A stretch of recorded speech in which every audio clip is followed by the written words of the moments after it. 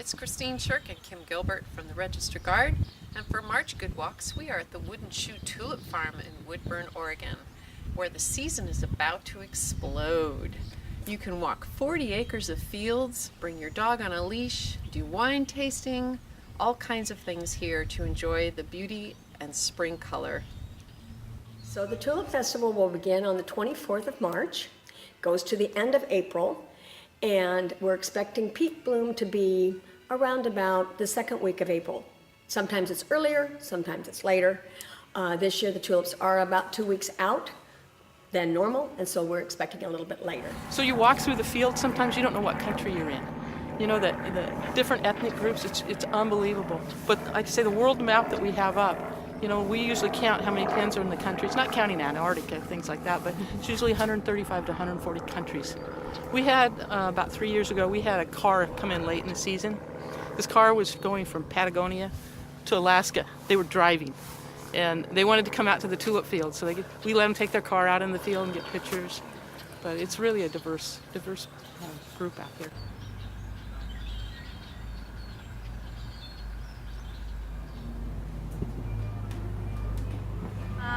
There's an old saying that we don't take all kinds, but we have all kinds, and this is kind of the nature of our shop here. We're set up in a 19th century grain mill that's been in the town since the late 1890s, and it was actually a functional grain mill before we moved in. So as you walk around, you might notice that there are some small piles of dust on the countertop, and that's actually grain dust that's still shaking down from the rafters.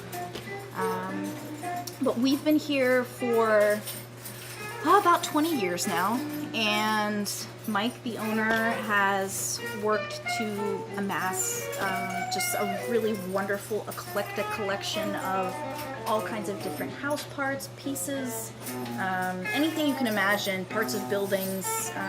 It's really his passion and the passion of everyone that comes to work here.